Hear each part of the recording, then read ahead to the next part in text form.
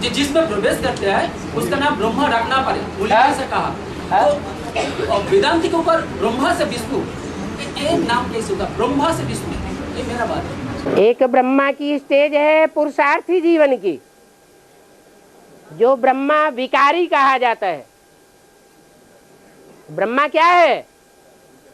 विकारी। उसकी पूजा नहीं हो सकती। पूजा किसकी होती है? पूजा होती है प्योरिटी के आधार पर। तो जो बोल बोल की स्टेज में है, प्रैक्टिकल करने की स्टेज में नहीं है, वो विकारी स्टेज है। इसलिए ब्रह्मा है। और विष्णु प्रैक्टिकल स्टेज है या बोल बोल की स्टेज है? आत्मा ही काम करती है। ब्रह्मा में भी सहन शक्ति का पार्ट बजाने वाली आत्मा थी या शरीरधारी था? कौन सी आत्मा थी? शिव की आत्मा थी। ऐसे ही विष्णु के जो संपन्न पार्ट चलता है, उसमें भी प्रैक्टिकल पार्ट बजाने वाली आत्मा कौन? त्रिमूर्ति शिव कहा जाता है। दो मूर्ति क्यों नहीं कहा जाता? शिव की मूर्ति और ब्रह्मा की मूर्ति दो मिलकर के कर दें काम। दो मूर्तियों में प्रवेश हो जाए तो काम चलेगा क्या? नहीं चलेगा। हाँ, दो मूर्तियों में, एक में बोल बोल का पार्ट, कथनी का पार्ट, मनन चिंतन का पार्ट नहीं,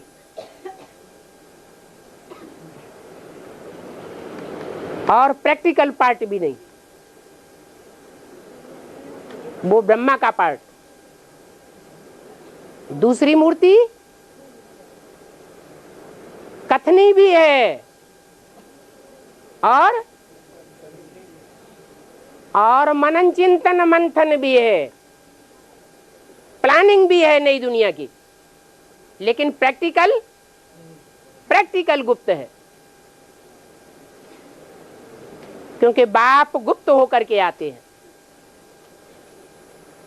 प्रत्यक्ष होकर आते हैं या गुप्त होकर आते हैं? गुप्त होकर के आते हैं। और तीसरी मूर्ति है कथनी नहीं है। क्या है? मंथन नहीं है। क्या है? प्रैक्टिकल करके दिखाने वाली है। दो प्रैक्टिकल करने का कार्य है।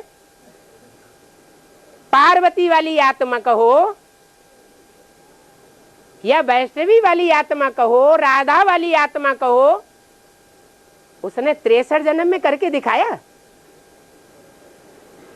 किया है? नहीं किया। फिर यहां कौन कर रहा है संगम में?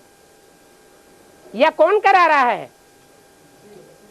शिव कर रहा है, शिव करा रहा है। इसलिए त्रिमूर्ति शिव कहा जाता है।